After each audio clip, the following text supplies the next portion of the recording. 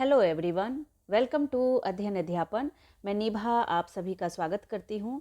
तो फ्रेंड्स, बात करेंगे यहाँ पर कि आपका जो लैंग्वेज है, लैंग्वेज 1 और 2 जो भी है, यानी हिंदी, इंग्लिश, उर्दू, बंगाली, संस्कृत, जो भी आपका लैंग्वेज 1 लैंग्वेज 2 है, उसके आंसर को कैसे मैच करोगे।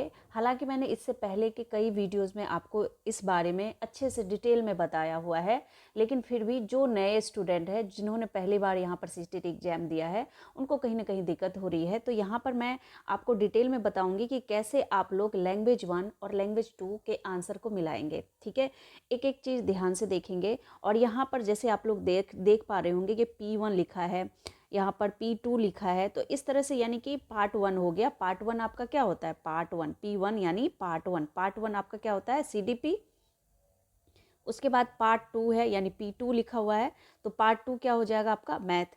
तो ऐसे करके हम लोग हिंदी में पढ़ते हैं ना, भाग 1, भाग 2, भाग 3, तो वही पार्ट है। यहाँ पर जो P लिखा हुआ है, तो इसके लिए आप लोग कंफ्यूज ना हो, ये पार्ट 1 पार्ट 2 करके दिया है और बहुत ही अच्छे तरीके से आंसर की इन्होंने इस बार अपलोड किया है।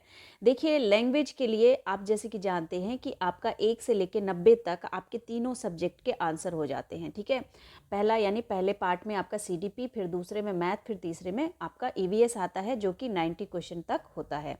इसके बाद आपका लैंग्वेज शुरू हो जाता है 91 से। तो देखिए, 91 से लैंग्वेज यहाँ पर इंग्लिश दिया हुआ है।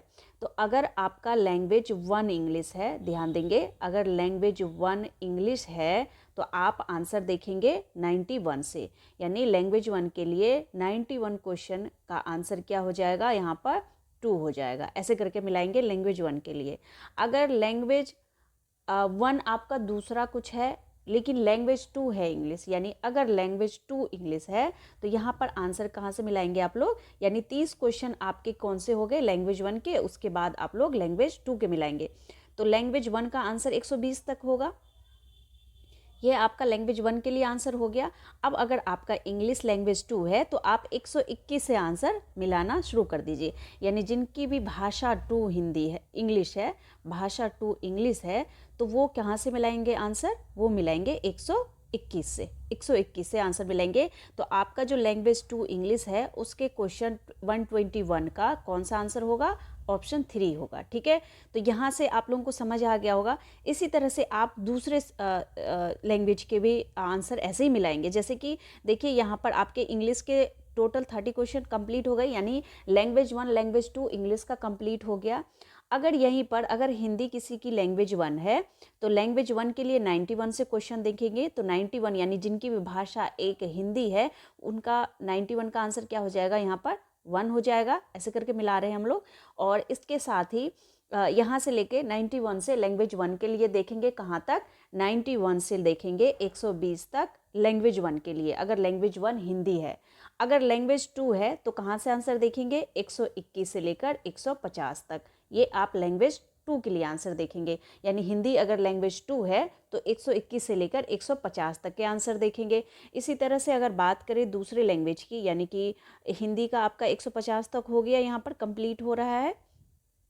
और इसके साथ ही आपको जहाँ भी कहीं नंबर 9 दिख जाए, यानी कि ये देखिए, ये नंबर 9 है, ये आपके प्लस पॉइंट है, यानी कि यहाँ पर 9 का मतलब क्या है? 1 नंबर आप सभी को यहाँ पर बोनस अंक मिलेंगे। ठीक है, और जहाँ पर भी कॉमा लगा करके ये ऑप्शन दिए गए हैं, वहाँ पर भी आपको 1 नंबर मिलेंगे। क्यों? क्योंकि जिन्होंने भी इसका ऑप्शन 2 और 3 में से कोई भी एक ऑप्शन चूज किया होगा, उनके 1 नंबर यहाँ पर प्लस हो जाएंगे। तो यहाँ पर बिल्कुल सही से समझ लिया होगा आपने। हिंदी इंग्लिश हम लोगों ने समझ लिया। यहाँ पर लैंग्वेज, अगर आपका लैंग्वेज कोई और है, तो उसका भी वैसे ही मैच करना है।